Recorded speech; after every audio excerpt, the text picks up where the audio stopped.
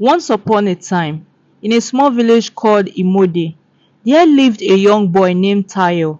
Tayo was an orphan who lived with his uncle, Baba Ade, and his wife, Mama Nkechi. They were very kind to Tayo, but he always felt like something was missing in his life.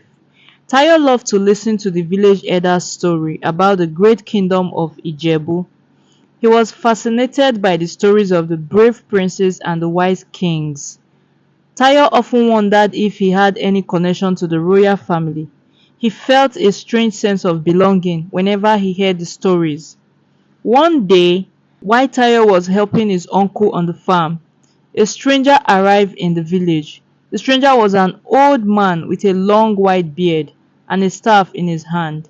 He introduced himself as Baba Olu, a messenger from the kingdom of Ijebu. Baba Olu asked to speak with Baba Ade, and they went into the house to talk. Baba Olu told Baba Ade that Tayo was the long-lost son of the king of Ijebu. The king had sent Baba Olu to find Tayo and bring him back to the kingdom. Baba Ade was shocked and didn't know what to say. He had always known that Tayo was special, but he had no idea that he was a prince. Tayo was called into the house, and Baba Olu told him the news. Tayo was amazed and didn't know what to believe. He had always felt like he didn't belong in the village, and now he knew why. Baba Olu gave Tayo a small bag with a royal seal on it. Inside the bag was a letter from the king, welcoming Tayo back to the kingdom. Tayo was torn between his love for his uncle and aunt and his desire to discover his true identity. He decided to go with Baba Olu to the kingdom of Ijebu. Baba Ade and Mama Nkechi were sad to see Tayo go, and they knew it was for the best. Tayo and Baba Olu set off on their journey to the kingdom of Ijebu. Along the way, they met many dangers, including wild animals and fierce warriors. But Baba Olu was a wise and brave man, and he protected Tayo from harm. After many days of traveling, they finally arrived at the kingdom of Ijebu. The kingdom was even more beautiful than Tayo had imagined. There were tall trees, sparkling rivers, and happy people everywhere. Tayo was taken to the palace where he met his father, the king. The king was overjoyed to see his son, and he welcomed Tayo back to the kingdom. Tayo was given a grand ceremony. He was introduced to the people of the kingdom as a long-lost prince. But not everyone was happy about Tayo's return. The king's advisor, a wicked man named Chief Ogboni, had been plotting to take the throne from himself. He was angry that Tayo had returned, and he began to plot against him. Chief Ogboni started spreading rumors that Tayo was not the real prince. He told the people that Tayo was an imposter and that he had been sent to destroy the kingdom. Many people believed Chief Ogboni's lies, and they began to turn against Tayo. Tayo was heartbroken. He had just discovered his true identity, and now he was being rejected by the people he thought were his family.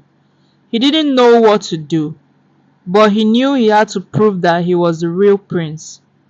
Baba Olu, who had become like a father to Tayo, came up with a plan.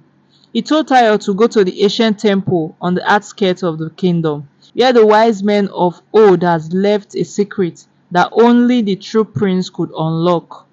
Tayo set off on his journey, determined to prove his identity and claim his rightful place as the prince of Ijebu. Tayo arrived at the ancient temple and he was amazed by its beauty. The temple was surrounded by a garden filled with flowers and trees, and the air was filled with the sweet scent of incense. Tayo entered the temple and he saw a large stone pedestal in the center of the room. On top of the pedestal was a small, intricately carved boss. Tayo knew that this must be the secret that only the true prince could unlock. Tayo tried to open the boss, but it wouldn't budge. He tried using all his strength, but it still wouldn't open. Just when he was about to give up, he remembered the words of Baba Olu The secret to unlocking the boss is not in the physical strength, but in the heart. You must speak the words of your ancestors, and the boss will open. Tayo thought for a moment, and then he remembered the words of the ancient Yoruba proverb that Baba Olu had taught him. We must not forget our roots, lest we forget our destiny. As soon as Tayo spoke the words, the box opened, and a bright light shone out. Inside the box, Tayo found a small golden crown, adorned with precious stones. The crown was surrounded by a note that read, "To my beloved son Tayo, the rightful prince of Ijebu, wear this crown and you will be recognized as the true heir to the throne." Tayo was overjoyed. He had finally found the proof he needed to claim his rightful place as the prince of Ijebu. He put on the crown, and as he did, he felt a surge of power and confidence flow through him. Tayo returned to the palace, where he was greeted as a rightful prince. The people of the kingdom cheered and celebrated, and Chief Ogboni was banished from the kingdom for his treachery.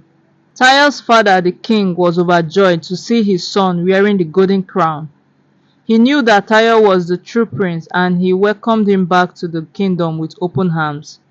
From that day on, Tayo ruled the kingdom of Ijebu with wisdom and kindness.